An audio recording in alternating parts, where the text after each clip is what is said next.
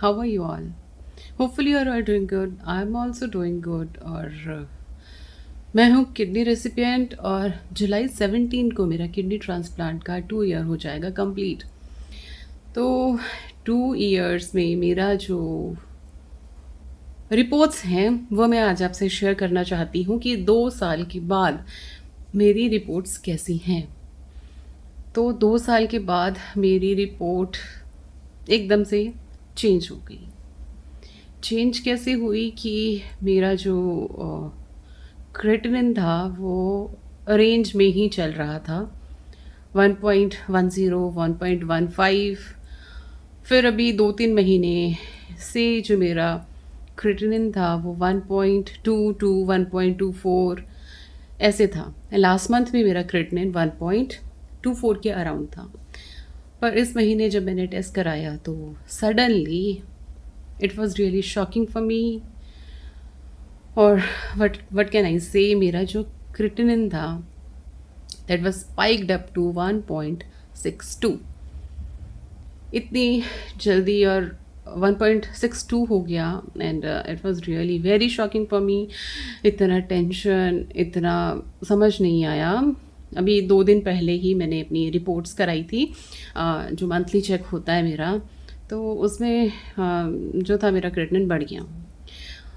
तब तक जो था मेरा बाकी रिपोर्ट्स जो हैं बाकी ऑलमोस्ट ठीक हैं, बस मेरा यूरिया थोड़ा बढ़ा हुआ है, 72 है सीरम यूरिया। लेकिन मेरा सीरम यूरिया थोड़ा बड़ा ही हुआ आता है, and that may be because of medicine. I was on high dose of tac, तो उसकी वजह से हो सकता है। और बाकी ऑलमोस्ट मेरी रिपोर्ट्स ठीक थी।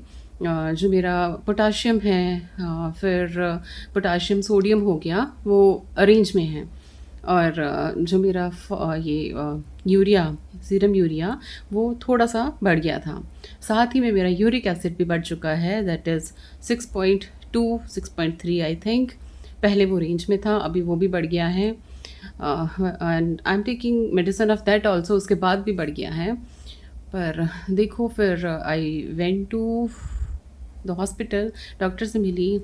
डॉक्टर, तब तक मेरा जो टैग का रिपोर्ट था वो नहीं आया था। फिर डॉक्टर ने बोला कि आप दोबारा से टेस्ट रिपीट कराओ। तो मैंने हॉस्पिटल में ही जो था अपना क्रिटिनिन चेक कराया फिर से, और डॉक्टर ने मुझे बोला है दोबारा से टेस्ट रिपीट कराने के लिए। वेडनेसडे को टेस्ट कराना है मुझे, और थर्सडे को डॉक्टर से मिलने जाना है।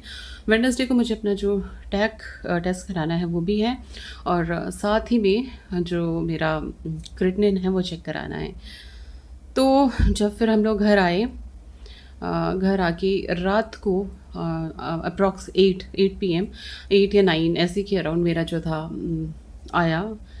शायद 8 o'clock के अराउंड ही मेरी जो थी वो टैग की रिपोर्ट आई, और जो मेरा टैग था वो 9.8 हो चुका है। जबकि मेरा 9.8 था, तो मतलब ऐसे सोच के चल रहे थे कि शायद उसी की वजह से मेरा जो क्रिटिनिन है वो बढ़ गया है।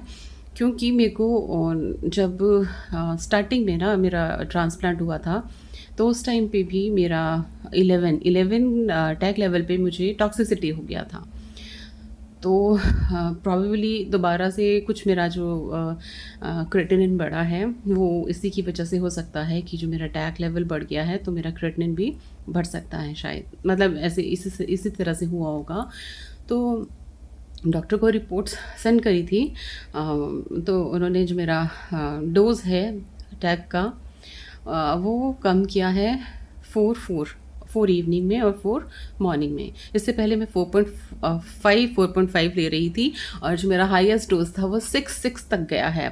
6 सुबह, 6 टैबलेट्स शाम को, इतना मेरा डोज था। और प्लस मुझे साथ में एक्स्ट्रा अपने जो टैग लेवल है ना उसको मेंटेन करने के लिए अलग से टैबलेट लेनी पड़ती है, क्योंकि मेरा जो स्टार्टिंग से ही क्या था, मेरा टैग लेवल फ्लक्चुएट करता था, पहले तो बढ़ ही नहीं रहा था। फिर उसको बढ़ाने के लिए मेडिसिन दी, फोकैन मुझे दिया था डॉक्टर ने। फिर जब मेरे 6 मंथ हुए थे, तो 6 मंथ तक क्या हुआ, मेरा फिर से जो टैग लेवल था वो ड्रॉप हो गया 4 तक, 4 या 4.5 तक हो गया। फिर 4.5 तक हुआ, तो फिर से जो मेरा फोकैन था, मेरा डॉक्टर ने टैग जो मेडिसिन था टेक्रोलिमस का वो भी बढ़ाया फोकैन जो मेरा मेडिसिन था वो 6 डोज़ हुई मेरी। फिर साथ ही में जो मेरा फोकैन मैं लेती हूँ टैग लेवल को मेंटेन करने के लिए, वो भी मेरा जो डोज़ था वो 50 से सीधे 150 तक गया है। तो 150 मैं मॉर्निंग में लेती हूँ 9 o'clock पे। तो इस तरह से जो था मेरा टैग लेवल को मेंटेन करने के लिए मेडिसिन दी जा रही थी मुझे। लेकिन ऑल ऑफ द सडन क्या हुआ ना, जैसे मेरी जो मेरा यूरिक एसिड की मेडिसिन्स शुरू हुई तो मेरा टैग लेवल जो है वो थोड़ा लेवल में होने लग गया। तो उसके बाद से मेरा जो टैग लेवल है वो थोड़ा ठीक रहने लग गया। जैसे 7 हो गया, 8 हो गया, 9 हो गया, इस रेंज में। लेकिन अभी मेरा 2 इयर्स कंप्लीट होने वाले हैं। तो 1 ईयर के बाद ही डॉक्टर्स रिकमेंड करते हैं कि जो आपका टैग लेवल है वो 6 तक हो, 5 to 6 की रेंज के बीच में हो, उसके ऊपर नहीं होना चाहिए। तो मेरा तो अभी थोड़ा बढ़ चुका है, तो वैसे ही धीरे धीरे करके जो मेरा डोज़ था वो अभी 4 और 4 पे पहुंचा है। तो ये है मेरी मेडिसिन्स जो अभी चल रही हैं। और अभी वेडनेसडे को मुझे दोबारा से ब्लड टेस्ट कराना है और दोबारा से जो है वो जाके डॉक्टर से मिलना है। तो hopefully everything will be fine. और बहुत टेंशन वाली बात होती है सीरियसली, क्योंकि लास्ट टाइम भी ना मेरा जो ट्रांसप्लांट के बाद मेरा 1 वीक के बाद ही मेरा बायोप्सी हुआ था जिसमें टॉक्सिसिटी आया था। तो अभी भी डॉक्टर्स रिपोर्ट्स चेक करेंगे। जो है जो भी मेरी न्यू रिपोर्ट अभी होगी उसके अकॉर्डिंग ही जो है मेरी मेडिसिन्स फिर से एडजस्ट होंगी। So let's hope for the best. और ये सब चलता रहता है, इट्स ऑल अबाउट लाइफ कि आपकी लाइफ में कभी अप्स एंड डाउन आते रहते हैं। So for all those people who are going for transplant, please don't lose hope और keep your faith on your god. अपने को स्ट्रांग बनाए रखें, क्योंकि सिचुएशंस हैं ओके यहाँ तक पहुँचे हैं तो हम शायद आगे भी निकल जाएंगे। Life is like that. और please take care of yourself, take care of your health. जो कोई भी जैसी भी प्रॉब्लम्स में हैं, आप बेहतर से जानते हो आप क्या फेस कर रहे हो।